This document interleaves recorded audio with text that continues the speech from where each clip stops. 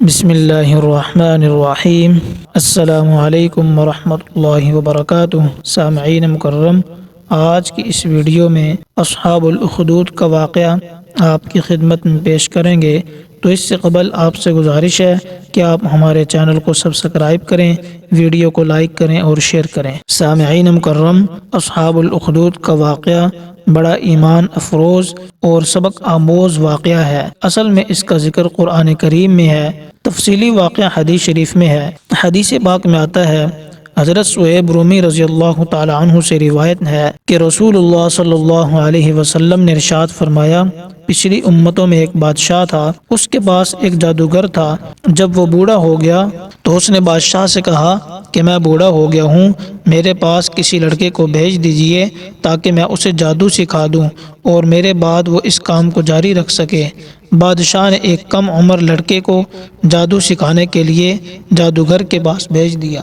وہ لڑکا جب جادوگر کے پاس جاتا تو راستے میں ایک راہب یعنی بنی اسرائیل کا عبادت گزار بندہ جس نے دنیا ترک کر دی ہو، اسے راہب کہا جاتا ہے، ایک راہب سے ملتا تھا۔ وہ ایک بار اس راہب کے پاس بیٹھ گیا اور اس کی باتیں سنی تو اسے بہت اچھی لگیں، چنانچہ اس نے یہ معمول بنا لیا کہ جب بھی جادوگر کے پاس آتا تو راہب کے پاس سے ہو کر آتا اور اس کے پاس کچھ دیر بیٹھا کرتا تھا۔ پھر جب وہ جادوگر کے پاس آتا تو اسے مارتا۔ دیر سے آنے پر اس لڑکے نے جادوگر کے ظلم کی شکایت کی راہب سے، تو اس نے کہا کہ جب تمہیں جادوگر کا ڈر ہو تو اس سے یہ کہہ دیا کرو کہ مجھے گھر والوں نے روک لیا تھا جس کی وجہ سے تاخیر ہو گئی، اور اپنے گھر والوں سے خطرہ ہو تو کہہ دیا کرو کہ مجھے جادوگر نے روک لیا تھا۔ یہی معاملہ چلتا رہا کہ ایک دن اس لڑکے کا سامنا ایک دیو ہیکل جانور سے ہوا جس نے راستے سے آ کر لوگوں کا راستہ روک دیا تھا۔ اس لڑکے نے دل میں کہا کہ آج مجھے پتہ چل جائے گا کہ جادوگر زیادہ افضل ہے یا راہب۔ چنانچہ اس نے ایک پتھر اٹھایا اور دعا کی کہ اے اللہ، اگر راہب کا معاملہ آپ کے نزدیک پسندیدہ ہے جادوگر کے معاملے سے تو اس جانور کو قتل فرما دے تاکہ لوگ گزر جائیں۔ یہ کہہ کر اس نے وہ پتھر پھینکا۔ پتھر کا لگنا تھا کہ جانور مر گیا اور لوگوں کا راستہ صاف ہو گیا اور وہ گزرنے لگے۔ اس کے بعد وہ لڑکا راہب کے پاس آیا اور اسے ساری بات بتلائی تو راہب نے اس سے کہا کہ اے میرے بیٹے، آج سے تم مجھ سے زیادہ صاحب فضیلت ہو گئے ہو۔ جہاں تک میرا خیال ہے تمہیں کمال حاصل ہو گیا ہے اور بلا شبہ تم عن قریب آزمائش میں مبتلا ہو جاؤ گے، لہذا اگر تم آزمائش میں مبتلا ہوگے تو میرا سراغ نہ لگنے دینا۔ اس لڑکے کو اللہ تعالیٰ کی طرف سے یہ صلاحیت عطا ہوئی تھی کہ وہ مادرزاد اندھے اور کوڑی کو ٹھیک کر دیتا تھا اور لوگوں کا ہر مرض میں علاج کیا کرتا تھا۔ بادشاہ کا ایک درباری تھا جو اندھا ہو گیا تھا، اس نے بھی لڑکے کی اس صلاحیت کے متعلق سنا تھا تو وہ بھی اس کے پاس خوب ہدایہ اور تحفے لے کر پہنچ گیا اور اس سے کہا، میں تمہارے لیے سب کچھ جمع نہیں کر سکتا، البتہ اگر تم مجھے شفا یاب کر دو تو میں سب کچھ تمہیں دے دوں گا۔ لڑکے نے کہا کہ میں کسی کو شفا نہیں دیتا، شفا دینے والا تو اللہ ہے، لہذا اگر تم اس اللہ پر ایمان لاتے ہو تو میں اللہ سے دعا کروں گا، وہ تمہیں شفا یاب کر دے گا۔ وہ درباری یہ سن کر ایمان لے آیا، اللہ نے اسے شفا دے دی۔ پھر وہ بادشاہ کے دربار میں حاضر ہوا اور اس کے قریب بیٹھ گیا جیسا کہ ہمیشہ بیٹھا کرتا تھا۔ بادشاہ نے اس سے کہا کہ تمہاری بینائی کس نے لٹا دی؟ اس نے کہا کہ میرے رب نے۔ بادشاہ نے کہا کہ کیا میرے سوا بھی تیرا کوئی رب ہے؟ اس نے جواب دیا، میرا اور تمہارا رب اللہ ہے۔ بادشاہ نے اسے گرفتار کر لیا اور اسے تشدد کا نشانہ بنایا، یہاں تک کہ اس نے اس لڑکے کا پتہ بتلا دیا۔ چنانچہ اس لڑکے کو گرفتار کر کے لایا گیا۔ بادشاہ نے اس سے کہا، مجھے تمہارے جادو کے متعلق اطلاع پہنچی ہے کہ جس کے ذریعے مادرزاد اندھے اور کوڑی کو ٹھیک کر دیتے ہو۔ وہ کہنے لگا، میں کسی کو شفا نہیں دیتا، شفا دینے والا صرف اللہ ہی ہے۔ بادشاہ نے اسے بھی گرفتار کر لیا اور اسے بھی مسلسل تشدد کا نشانہ بنایا، یہاں تک کہ اس نے راہب کی نشاندہی کر دی۔ چنانچہ راہب کو لایا گیا اور اس سے کہا گیا کہ اپنے دین سے پھر جائے۔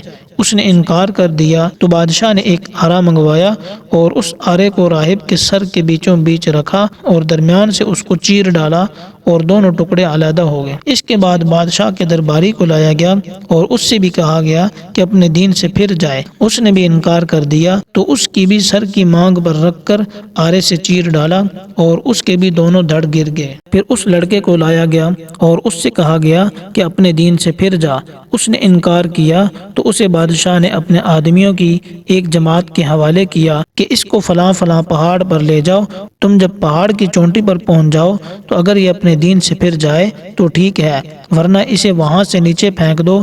چنانچہ اسے وہاں لے کر چلے اور پہاڑ پر چڑھ گئے۔ اس لڑکے نے اللہ سے دعا کی کہ اے اللہ میری طرف سے ان کے لیے کافی ہو جا۔ اللہ کا کرنا ایسا تھا کہ اس پہاڑ پر زلزلہ آیا اور وہ سب کے سب نیچے لڑک کر گر گئے، جبکہ لڑکا چلتا ہوا پھر بادشاہ کے پاس پہنچ گیا۔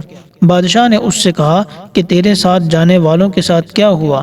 اس نے کہا کہ اللہ ان سب کے لیے کافی ہو گیا۔ بادشاہ نے اسے اپنے آدمیوں کی ایک دوسری جماعت کے سپرد کیا اور کہا کہ اسے لے جاؤ اور اسے ایک کشتی میں سوار کر دو۔ جب سمندر کے بیچ پہنچ جاؤ تو اگر یہ اپنے دین سے پھر جائے تو ٹھیک ہے، ورنہ اسے سمندر میں پھینک دینا۔ چنانچہ وہ اسے لے کر چلے اور اس نے دعا کی کہ اے اللہ آپ جس طرح چاہیں ان کے لیے کافی ہو جائیں۔ چنانچہ کشتی ان سب کے ساتھ الٹ گئی اور وہ سب غرق ہو گئے، جبکہ یہ واپس چلتا ہوا بادشاہ کے پاس پہنچ گیا۔ بادشاہ نے اس سے کہا کہ تیرے ساتھ کیا بنا؟ کہنے لگا کہ اللہ ان کے لیے کافی ہو گیا۔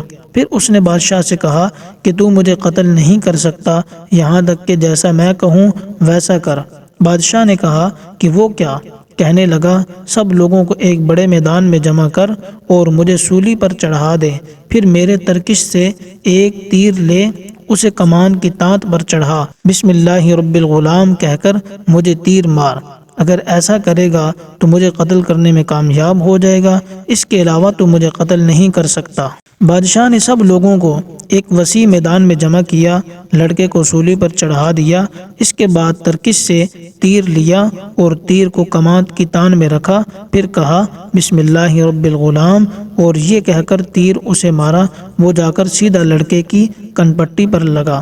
لڑکے نے اپنا ہاتھ کن پٹی پر جہاں تیر لگا تھا رکھ دیا اور جان آفرین کے سپرد کر دی۔ تو لوگوں نے یہ ناقابل یقین منظر دیکھا تو بے ساختہ پکار اٹھے، ہم اس لڑکے کے رب پر ایمان لے آئے۔ کسی نے بادشاہ سے کہا کہ جس بات کا ڈر اور خدشہ تھا وہ پورا ہو گیا، سب لوگ ایمان لے آئے۔ بادشاہ نے چوراہوں پر خندقیں کھودنے کا حکم دے دیا، چنانچہ خندقیں کھودی گئیں اور ان میں خوب آگ دھکائی گئی۔ بادشاہ نے حکم دیا کہ جو شخص اپنے دین سے پھر جائے اسے اس میں جلا دیا جائے، یا اس کو کہو کہ اس خندق میں کود جائے۔ چنانچہ سب اس خندق میں کود گئے اور کوئی بھی ایمان سے نہ پھرا۔